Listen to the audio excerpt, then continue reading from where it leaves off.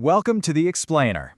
Today, we're taking a trip to Pakistan's Sindh province to look at a university that's a real educational lifeline for an entire region, Shah Abdul Latif University. And honestly, there's no better way to kick things off than with this powerful welcome from the university's vice-chancellor.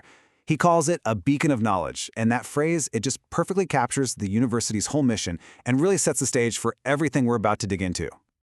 All right, so to get the full story on Shah Abdul Latif University, or SALU for short, we're going to look at its role in the region, we'll uncover its origin story, check out the university by the numbers, dive into its research, and finally, really unpack its core mission for the future. Okay, so first things first, what is it that makes this university such an important presence in Sindh today?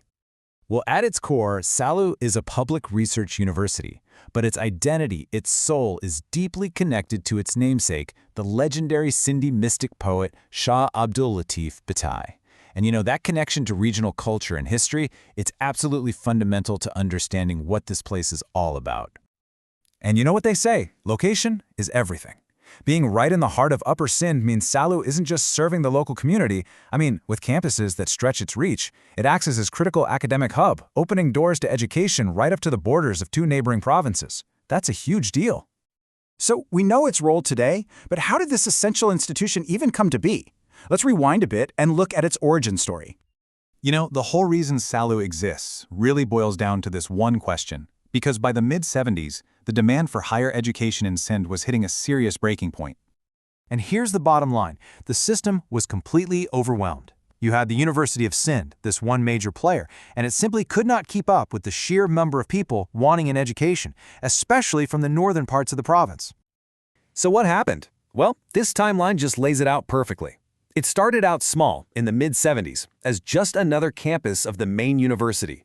But the need was so clear, so pressing, that in just over a decade the Provincial Assembly made it official. And by 1987, boom, it was a fully independent university. That's a really fast and totally necessary evolution. Okay, so we've got the backstory. Now let's fast forward to today. What does the university actually look like? Let's run the numbers. Right now, the campus is home to a buzzing community of about 8,000 students. That makes it a really significant center of learning and activity for the entire region. But check this out. This is where it gets really interesting. When you look at the breakdown, you see a really healthy undergraduate population for sure.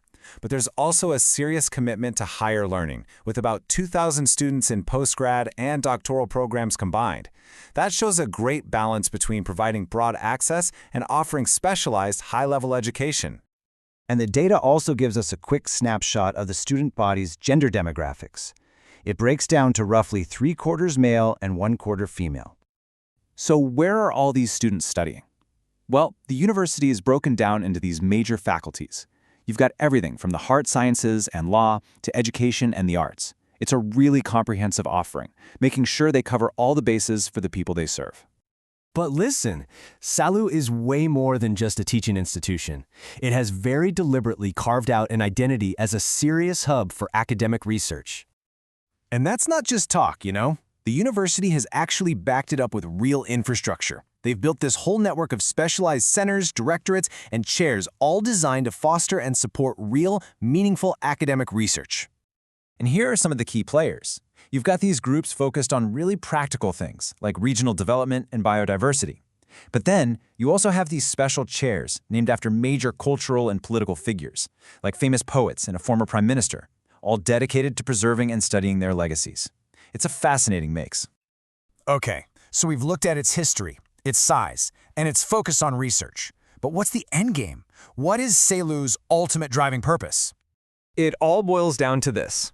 Two simple but incredibly powerful words: youth empowerment. That's the official motto of the university, and it perfectly sums up its entire reason for being. It's their North Star. And this motto isn't just some slogan they put on a banner. The university is very clear that its commitment is to prepare graduates not just for a job, but for a life of leadership and service. The goal is really twofold: help the nation progress, and at the same time, help each student build a successful life for themselves. And all this leaves us with one final big question to think about. In a world that seems so focused on global megacities, what role do these vital regional universities play? Institutions like SALU are on the front lines, empowering the next generation far from the capital cities. And in doing that, they might just be shaping the future in ways we are only just beginning to understand.